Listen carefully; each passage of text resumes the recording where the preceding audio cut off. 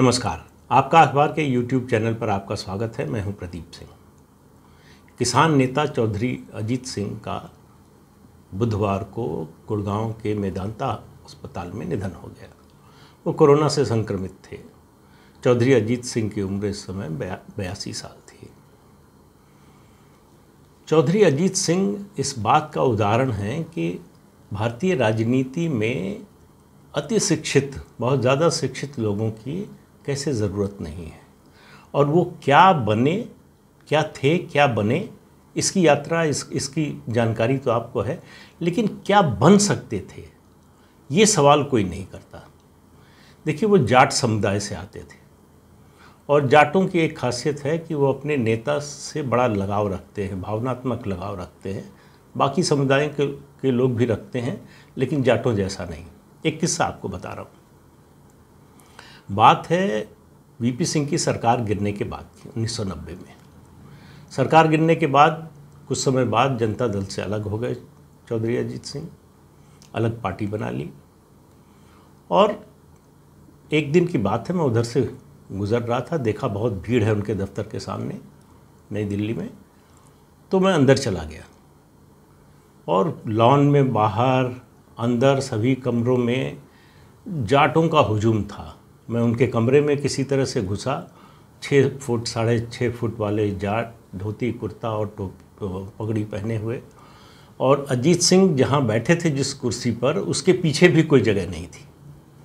सब घेरे हुए, सब नाराज़गी जाहिर कर रहे थे। आप घुसते ही कमरे में महसूस कर सकते थे कि वातावरण में कितनी गर्मी है। और अजीत सिंह चुपचाप सर झुकाकर बैठे हुए सुन रहे थे और सारे चौधरी लोग उनको सुना रहे थे। और कुल सार ये था कहने का, जो बात वो कह रहे थे कि क्या किया आपने।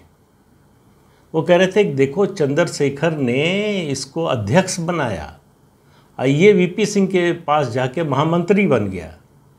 सरकार गिरने के बाद जब तक वो जनता दल में थे तो पार्टी के महामंत्री थे, उससे पहले भी, सरकार आने से पहले भी। तो ये मैं जो जाटों की बात कर रहा हूँ वो इस वजह से कि जाट समुदाय ऐसा है जो अपने नेता से दिल लगा बैठता है। फिर भावना का ऐसा सैलाब बहता रहता है निरंतर, जैसे सदा नीरा नदी हो, उस तरह से। तर्क वर्क नहीं सुनते, क्या सही है, क्या गलत है, क्या परिस्थिति थी, अजीत सिंह ने ये निर्णय लिया तो क्यों लिया, और वो नहीं लिया तो क्यों नहीं लिया, ये सब कोई सुनने को तैयार ही नहीं था। उनको लग रहा था कि ये बड़े से छोटे हो गए और हमारा नेता ऐसे कैसे हो सकता है। इस माहौल में इस समुदाय के नेता बने चौधरी अजीत सिंह। शुरुआत कैसे हुई? 1986 में चौधरी चरण सिंह बीमार पड़ गए। उनकी स्थिति काफ़ी नाजुक हो गई थी। उस समय विदेश से नौकरी छोड़कर अजीत सिंह यहाँ आए पिता की तीमारदारी के लिए।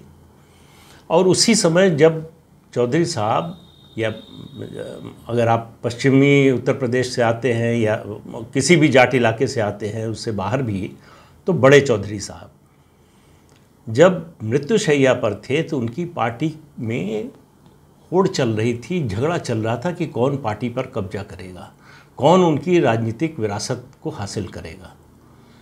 इसी ऐसे माहौल में वहाँ मौजूदगी अजीत सिंह की बहुत से लोगों को परेशान कर रही थी। और उस विरासत के सबसे बड़े दावेदार थे मुलायम सिंह यादव। और मुलायम सिंह यादव का धड़ा लगातार कोशिश कर रहा था कि चौधरी अजीत सिंह राजनीति में ना आए। उनका विरोधी जो धड़ा था वो कोशिश कर रहा था कि ज़रूर आए, और स्वाभाविक रूप से वो वारिस हैं, उनके पुत्र हैं, तो उनके राजनीतिक वारिस भी वही होंगे, ये तर्क दिया जा रहा था। मुलायम सिंह खेमे का तर्क था कि चौधरी साहब नहीं चाहते थे कि उनके परिवार का कोई व्यक्ति राजनीति में आए। क्यों? क्योंकि उन्होंने एक या 2 सभाओं में ये बात कही थी कि परिवार के लोग, मेरे परिवार के लोग राजनीति में आए तो समर्थन मत करना, मेरा बेटा भी आए कभी तो उसका भी साथ मत देना। इस बात को मुद्दा बनाया गया। तो ठीक है, चौधरी साहब ने कहा था, लेकिन दबाव इतना बढ़ता गया कि मुलायम सिंह को थोड़ा कॉम्प्रोमाइज़ करना पड़ा। और कॉम्प्रोमाइज़ ये कि उनको अजीत सिंह को पार्टी में शामिल कराना पड़ा, और उसके बाद उनको राज्यसभा की सदस्यता भी देनी पड़ी। अब यहाँ से जद्दोजहद जो है और तेज़ हो गई कि अजीत सिंह के विरोधी जितने थे इस कोशिश में लग गए कि कैसे इनको मार्जिनलाइज किया जाए, या तो हमारे कब्जे में रहे या सिमट कर रहे हैं। विरोधी खेमा उतना ही मुखर था। तो आखिर लड़ाई एक सीमा के बाद यहाँ पहुँची कि पार्टी टूट गई। चौधरी अजीत सिंह ने लोकदल ए बनाया और दूसरा बना लोकदल बी। उस समय हेमवती नंदन बहुगुणा उस पार्टी में थे, तो उनके नाम पर लोकदल बी बना, जिसमें देवीलाल, मुलायम सिंह ये लोग शामिल थे। फिर कुछ दिन बाद चौधरी अजीत सिंह और जनता पार्टी के अध्यक्ष चंद्रशेखर से बातचीत हुई। चंद्रशेखर जी ने 2 लोगों को लगाया। चौधरी अजीत सिंह की पार्टी में स्वनाम धन्य डॉक्टर सुब्रमण्यम स्वामी महामंत्री हुआ करते थे, उनको, और इधर से जनता पार्टी की ओर से यशवंत सिन्हा को। दोनों पार्टियों में बातचीत शुरू हुई। आखिर में तैयार हो गए दोनों दल और दोनों नेता कि इनका विलय कर दिया जाए। तो लोकदल ए का विलय जो है जनता पार्टी में हो गया, और इस विलय के पुरस्कार स्वरूप सुब्रमण्यम स्वामी और यशवंत सिन्हा दोनों लोगों को राज्यसभा की सदस्यता मिली। तो यहाँ से सफ़र शुरू हुआ अजीत सिंह का। फिर जनता पार्टी का और लोकदल बी, उसके अलावा जन मोर्चा, इन सब का विलय हो गया और बना जनता दल। तो 1988 में अक्टूबर में जनता दल बन गया। फिर 89 में चुनाव हुए नवंबर में, तो वीपी सिंह के नेतृत्व में सरकार बन गई। अजीत सिंह उसमें मंत्री बने। फिर टूट गई सरकार, वहाँ से निकले, पार्टी अलग बनाई, ये सब बातें तो हो गई। अजीत सिंह का वैसे उत्तर प्रदेश का मुख्यमंत्री बनने का भी सपना था और उनके समर्थक उनसे ज़्यादा चाहते थे, लेकिन वो सपना पूरा कभी हो नहीं पाया। जब 1989 में लोकसभा चुनाव का नतीजा आया, यहाँ सरकार बन गई, उसके बाद उसके साथ ही उत्तर प्रदेश विधानसभा के चुनाव हुए थे, वहाँ भी जनता दल को बहुमत मिल गया, तो वहाँ सरकार बनने की स्थिति आई। मुलायम सिंह सबसे प्रबल और स्वाभाविक दावेदार थे उस समय। वीपी सिंह चाहते थे कि अजीत सिंह को मुख्यमंत्री बनाया जाए। आरिफ मोहम्मद खां के साथ उनको भेजा गया लखनऊ, जब विधायक दल की बैठक होने वाली थी, नेता चुना जाने वाला था। तो मुलायम सिंह बहुत खाँटी राजनेता हैं, धरतीपुत्र हैं, उनको मालूम है कि किससे किस तरह से निपटा जाता है। उन्होंने होने नहीं दिया और वो अजीत सिंह जो है मुख्यमंत्री नहीं बन पाए। लेकिन वीपी सिंह को कोई अजीत सिंह से प्रेम था इसलिए नहीं, वो मुलायम सिंह को निपटाना चाहते थे। और मुलायम सिंह और वीपी सिंह की लड़ाई बहुत समय से चल रही थी। जब वीपी सिंह मुख्यमंत्री थे और उन्होंने डाकू विरोधी अभियान चलाया था, उस समय स्थिति आई थी कि मुलायम सिंह यादव का भी इनकाउंटर हो सकता था, और लगभग ये तय हो गया था कि उनका इनकाउंटर हो जाएगा। सत्यप्रकाश मालवीय उनके महामंत्री थे मुलायम सिंह यादव की पार्टी के। वो एम्बेसडर कार में अपने पैर के पास लिटाकर मुलायम सिंह को छोटे छोटे रास्तों से लेकर दिल्ली आए, चंद्रशेखर जी से मिले। चंद्रशेखर जी ने उनको उस समय के जो गृह मंत्री थे उनसे मिलवाया और उनको सिक्योरिटी दिलवाई, तब उनकी जान बची। तो ये जो आंकड़ा था, इसके लिए वीपी सिंह को मुलायम सिंह यादव ने कभी माफ़ नहीं किया। तो मुलायम सिंह और अजीत सिंह का, चूँकि अजीत सिंह वीपी सिंह के खेमे में चले गए थे, इसलिए जो है ये लड़ाई और तेज़ हो गई। और मुलायम सिंह को बराबर ये डर रहता था कि चौधरी साहब के बेटे हैं, तो ऐसा ना हो कि किसी दिन जो है ये राजनीतिक विरासत उधर खिसक जाए। और चौधरी चरण सिंह अकेले ऐसे किसान नेता थे देश के, जो पिछड़ों के भी नेता थे, जिनका प्रभाव अपने प्रदेश से बाहर था। तो वो उत्तर प्रदेश के नेता तो थे ही, मध्य प्रदेश, राजस्थान, बिहार, उड़ीसा और कर्नाटक, राजस्थान, यहाँ तक उनका प्रभाव क्षेत्र था। बहुत बड़ी सफलताएं उनको राजनीतिक या चुनावी दृष्टि से भले न मिली हों, लेकिन पार्टी का आधार था, संगठन था, काम करता था। ये विरासत चौधरी अजीत सिंह को जा सकती थी, लेकिन उन्होंने जो रास्ता चुना उसमें उनको पहले इन राज्यों से बेदखल होना पड़ा राजनीति से। फिर वो उत्तर प्रदेश के नेता बने, उत्तर प्रदेश से पश्चिमी उत्तर प्रदेश के नेता बने, फिर वो बागपत के नेता रह गए। क्यों हुआ ये, और अजीत सिंह का इस पर क्या सोचना था, ये बताऊंगा आगे। लेकिन देखिए, मुलायम सिंह ने जिस तरह की वो पेशबंदी करते हैं मुलायम सिंह यादव, उस तरह का काम करने वाला राजनीति में कोई है नहीं। इसका नतीजा ये हुआ कि अजीत सिंह का जनाधार सिमटता गया और एक विचित्र स्थिति ये हुई चौधरी चरण सिंह के जाने के बाद से कि कोई जाट नेता अपने प्रदेश से बाहर के जाटों का नेता नहीं बन पाया। चौधरी देवीलाल ने साम दाम दंड भेद सब कर लिया, लेकिन पश्चिमी उत्तर प्रदेश के जाटों ने उनको अपना नेता नहीं माना। इसी तरह से अजीत सिंह को हरियाणा के जाटों ने अपना नेता नहीं माना, न तो राजस्थान के जाटों ने अपना नेता माना। तो उनका जनाधार सिमटता गया। उसमें उनकी भी भूमिका है, ऐसा नहीं है कि उनका कोई दोष नहीं था। उन्होंने उसको हासिल करने के लिए जो करना चाहिए था नहीं किया। क्यों नहीं किया? क्योंकि वो उनका स्वभाव नहीं था। चौधरी अजीत सिंह जितने सरल, निश्चल हृदय और सहज व्यक्ति थे, राजनीति में ऐसे लोगों की ज़रूरत नहीं होती है। राजनीति जितनी निष्ठुर होती है, वो निष्ठुरता आखिरी समय तक अजीत सिंह हासिल नहीं कर पाए। इस बीच 90 के दशक में अयोध्या आंदोलन चला। अयोध्या आंदोलन के समय जाट बीजेपी के साथ चले गए, तो अजीत सिंह का जनाधार और सिकुड़ गया। जो मैं कह रहा हूँ कि उत्तर प्रदेश से पश्चिमी उत्तर प्रदेश और फिर बागपत के नेता रह गए, वो इसी कारण कह रहा हूँ कि जाट जनाधार उनका खिसक गया। बागपत में उनका वर्चस्व बना रहा, लेकिन वो भी 1998 में टूटा जब वो अपनी लोकसभा सीट हार गए। हालांकि उसके बाद 1999, 2004 और 2009 में वो जीते, लेकिन फिर उसके बाद 2014, 2019 में वो हार गए।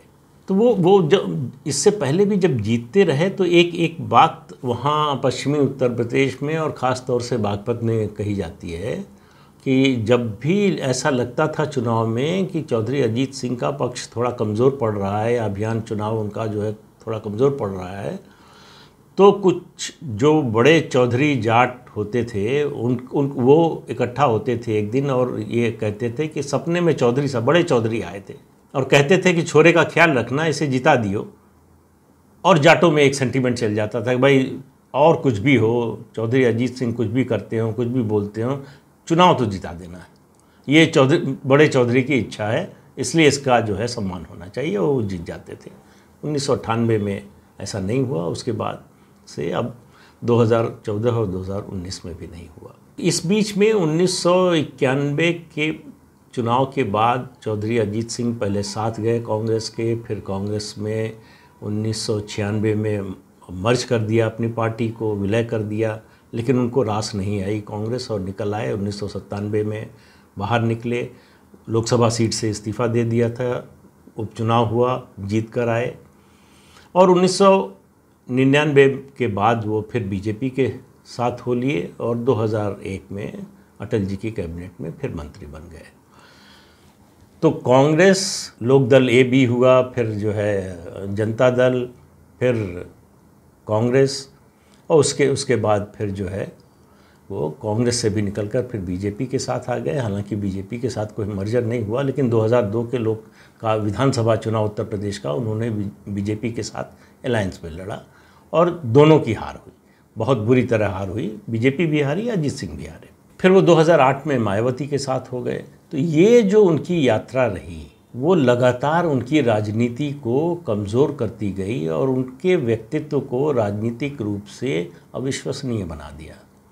देखिए, हम लोग राजनेताओं को गालियां बहुत देते हैं, आलोचना बहुत करते हैं, लेकिन पार्टी चलाना, चुनाव लड़ाना, ये दो ऐसी चीज़ें हैं जो सबके बस की बात नहीं है। इसके लिए बड़े धत्कर्म करने पड़ते हैं। पैसा सबसे महत्वपूर्ण हो जाता है। आपको अगर पार्टी चलाना है तो पैसा आपको रेगुलर चाहिए, आपको अगर चुनाव लड़ाना है तो पैसा आपको चाहिए, और भारत में कितना चाहिए होता है ये हमको बताने की ज़रूरत नहीं है। तो चौधरी अजीत सिंह ने बहुत से ऐसे समझौते भी किए जो उनको पसंद नहीं थे, लेकिन वो क्या थे ये आप देखिए कि वो IIT खड़गपुर से बीटेक थे, इलेक्ट्रॉनिक्स और इलेक्ट्रिकल कम्युनिकेशन इंजीनियरिंग में उन्होंने डिग्री ली। उसके बाद अमेरिका से इलिनॉयस इंस्टीट्यूट ऑफ टेक्नोलॉजी से उन्होंने MS किया और हिंदुस्तान के बहुत गिने चुने लोगों में थे जिनको IBM में काम करने का मौका मिला। और ये बात मैं कह रहा हूँ 60 के दशक की, आज की नहीं। तो आप समझिए कि चौधरी अजीत सिंह उस समय क्या थे। और वो क्या छोड़ कर आए और क्या यहाँ उनको हासिल हुआ। तो वो छोड़कर वो वहाँ से यहाँ आए थे और स्वभाव उनका जो था वो उस तरह का किसान नेता या जाट नेता वाला था नहीं उनके स्वभाव में। वो इटालियन खाना पसंद करते थे, जैज़ म्यूज़िक सुनना, पश्चिमी पाश्चात्य संगीत सुनना पसंद करते थे, वाइट वाइन पीना पसंद करते थे। ये सामान्य भारतीय राजनेताओं के शौक़ नहीं हैं। कुछ लोगों को छोड़ दें, कुछ विशेष लोगों को, तो सामान्य तौर पर नहीं है। दूसरा, उनको देखिए, कोई भी नेता क्या बनता है उसके समर्थक तय करते हैं, एक छवि गढ़ते हैं, उस खांचे में उसको फिट करने की कोशिश करते हैं, तो उसको समझाने की कोशिश करते हैं कि ऐसा कीजिए आप, तो ऐसी छवि बनेगी आपको, तो इससे चुनाव में ये फ़ायदा होगा। एक किस्सा और आपको बता रहा हूँ। मैं उन दिनों जनसत्ता में था। जनसत्ता की ओर से चौधरी अजीत सिंह का इंटरव्यू का समय तय हुआ। तो घर से निकलने से पहले उस दिन सुबह मैंने उनके घर, वो मीना बाग में रहते थे और 12 तुगलक रोड, जो चौधरी साहब का आवास कभी हुआ करता था, सरकारी आवास, वहाँ वो बैठते थे। सुबह और शाम कुछ घंटे लोगों से मिलते थे। तो मैंने उनके मीना बाग वाले घर फ़ोन किया ये जानने के लिए कि समय में कोई परिवर्तन तो नहीं हुआ है। तो जिसने फ़ोन उठाया उसने कहा कि साहब अभी नाश्ता कर रहे हैं। तो सामान्य सी बात थी। हमने कहा ये पूछ के बताओ कोई समय तो नहीं बदला। उसने आके कहा कि नहीं। तो तय समय पर वहाँ पहुँच गया मैं, और पता चला वहाँ पहुँचने पे कि आ चुके हैं चौधरी अजीत सिंह। तो मैंने कहा कि कहाँ है, मिलवा दीजिए। तो मुझे बाहर ही रोक लिया गया और देखा एक छोटा सा वहाँ किचनेट था, मतलब और कुछ किचन वगैरह बड़ा नहीं था, कुछ और काम नहीं होता था वहाँ। तो उसमें बड़ी हलचल थी। तो मुझे उस समय समझ में नहीं आया कि क्या है।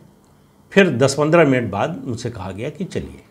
तो दरवाज़ा खुला और लॉन में एक प्लास्टिक की टेबल, 2 कुर्सियाँ, एक कुर्सी पर वो बैठे हुए थे चौधरी अजीत सिंह, दूसरी कुर्सी पर ले जाके मुझे बिठा दिया गया। मैं जब वहाँ गया तो सामने प्लेट में, स्टील की प्लेट थी, उसमें एक पराठा और गुड़ की एक डली ये रखी हुई थी और मुझे बताया गया कि चौधरी साहब नाश्ता नहीं किया, उन्होंने नाश्ता कर रहे हैं। तो मुझे समझ में आ गया कि मामला क्या है। ये उनके समर्थक उनको किसान नेता बनाने के लिए ये करवा रहे थे उनसे। और कई बार नेता विवश भी हो जाता है ऐसी चीज़ें करने के लिए। तो मैंने लौट कर जो है ये पूरा किस्सा लिखा। उसके बाद थोड़ा वो नाराज़ हो गए, थोड़ा के बहुत नाराज़ हो गए थे, काफ़ी समय तक बात नहीं की। लेकिन मैंने ये किस्सा इसलिए बताया कि देखिए, नेता को किसी एक ख़ास सांचे में ढालने के लिए, तो उनकी जो खूबी थी वो उनको लगता था कि ये इनकी कमज़ोरी है, कमी है। किसान नेता को तो अनपढ़ होना चाहिए। किसान नेता को तो वो तो जो है गुड़ और पराठा खाए या गुड़ और रोटी खाए, नमक रोटी खाए, तब किसान नेता है। वो धोती पहने, वो अगर जो है सूट पहनता है या इस तरह के कपड़े पहनता है तो वो किसान नेता कैसे होगा। तो उनको ठोक पीट कर किसान नेता बनाने की कोशिश हो रही थी। दरअसल वास्तव में अजीत सिंह राजनीति के लिए बने ही नहीं थे। अगर आप अजीत सिंह से कभी मिले हों, एक बार भी मिले हों, तो एक बात आपको जो हमेशा याद रहेगी वो है उनका ठहाका। वो बहुत ज़ोर से अट्टहास लगाते थे, हंसते थे, और हंसते समय उनकी आंखें जैसे बातें करती थीं, जैसे सामने वाले से कह रही हों कि अरे भाई हंसने में क्या लगता है, हंसो। और हंसे, अगर आप सामने वाला भी उस तरह से रिस्पॉन्ड करे तो सर हिलाते थे कि जैसे कि आपने हमारी बात मान ली, तो उनको और मज़ा आता था। तो ये उनका जो स्वभाव था ये आमतौर पर राजनेताओं में मिलता नहीं है, एक बात। दूसरा, वो मुझे लगता, मैं जब भी उनसे मिलता था, मिलकर बातचीत करके लगता था कि ये राजनीति के लिए बने ही नहीं हैं। क्यों राजनीति में आए? और ये बात अंदर खाने कहीं ना कहीं अजीत सिंह को भी लगती थी कि वो गलत जगह आ गए। लेकिन राजनीति जो है वो ऐसा चक्रव्यूह है जिससे निकलने का रास्ता सबको नहीं सूझता, या उसकी ताकत सब में नहीं होती। अजीत सिंह इस बेड़ी से, राजनीति की इस बेड़ी को चाहते हुए भी काट नहीं पाए, क्योंकि उसके लिए उन्होंने जितनी ताकत की ज़रूरत थी लगाई नहीं। तो राजनीति में बने भी रहे और राजनीति में नहीं भी रहना चाहते थे। और जब मैं कह रहा हूँ कि वो ऐसा चाहते थे निकलना, तो मैं उन्हीं की बताई बात बता रहा हूँ। वो कहते थे कि मैं जाट नेता नहीं बन पाया, बल्कि मैं नेता भी नहीं बन पाया। जाट मुझे नेता मानते हैं, लेकिन मैं जाट नेता कभी नहीं बन पाया। तो ये थे चौधरी अजीत सिंह, एक ऐसा शख्स जो सहज था, सरल था और निश्चल हृदय था। उनमें ये छल कपट नहीं था। और ये राजनीति के लिए सब बड़ा ज़रूरी होता है। राजनीति में वहाँ वो अगर नहीं पहुँच पाए जहाँ उनको पहुँचना चाहिए था, तो उसकी बड़ी वजह ये है। और दूसरी मुझे लगता है शायद जो उनका अनमनापन था, उनको लगता था कि गलत जगह है वो, और जिस तरह की उनकी शिक्षा थी, जो उनका स्वभाव था, वो भी उनको राजनीति उनको एक तरह से रास नहीं आती थी। तो ये थे चौधरी अजीत सिंह। लेकिन वो अपने समर्थकों, अपने साथियों, अपने दोस्तों के बीच हमेशा याद किए जाएंगे। इसलिए याद किए जाएंगे कि उन्होंने किसी का बुरा नहीं किया कभी। आज इतना ही, कल फिर मिलेंगे किसी नए मुद्दे के साथ। तब तक इजाज़त दीजिए, नमस्कार।